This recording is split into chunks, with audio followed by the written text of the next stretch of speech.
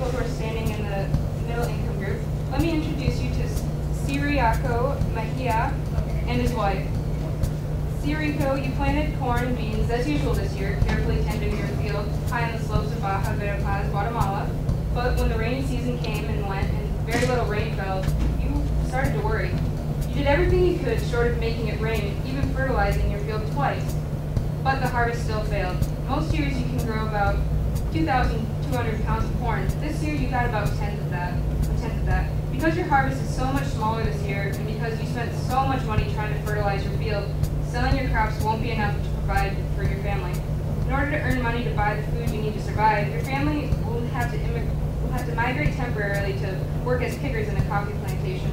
As you prepare to leave your home, the two of you can now take your place in the low-income group.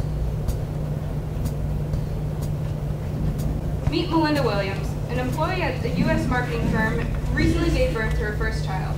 Melinda, after graduating from college and paying off her student loans, you and your husband are working extra hours so you can put money aside for the future.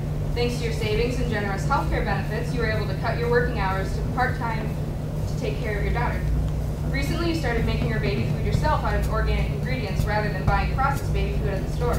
While it costs a little more, that way you can know exactly what's in her food and you can make sure it's healthy and nutritious. Now, please remain standing while I introduce to you another woman whom you might not get a chance to meet. Can I ask 3 people from the low class to stand, low-income group? This is Sen Kong, the widowed mother of a 10-year-old son and a 12-year-old daughter. Sen, you usually earn money for your family during central Cambodia's rice planting season.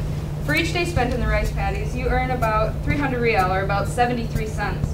2 years ago, one day's wage bought 2 kilograms of rice, enough to feed you and your kids for one day, with a little extra money left over.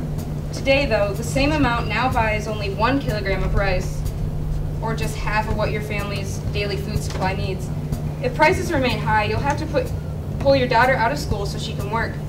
For now, you sometimes find yourself making to do with less on your plate so your kids can get enough to eat. Saying you and your children will receive only a half portion of rice today. You all may take a seat. These are just a few snapshots of life as it plays out each day around the globe. Now we invite you to eat. Those of you in the high-income group, you will be served a nutritious meal. Those in the middle-income group may proceed to the buffet tables where rice and beans are available. People in the low-income group seated on the floor, help yourself to rice and water. Bon appetit. Is in college, goes to Michigan Tech, and money's tight between him and I, both being in school, and he and I both eat rice a lot. And that's just the way it is. You gotta pay your rent and everything else. And yeah. I'd much rather have McDonald's. Yeah, I'd much rather have McDonald's, but I mean, between the two of us, we make it. You know. Massive poverty and obscene inequality rank alongside slavery, apartheid as social evils. In this new country, millions of people remain imprisoned, enslaved, and in chains. They are trapped in the prison of poverty. It is time to set them free. Like slavery and apartheid, poverty is not natural. It is man-made and it can be overcome.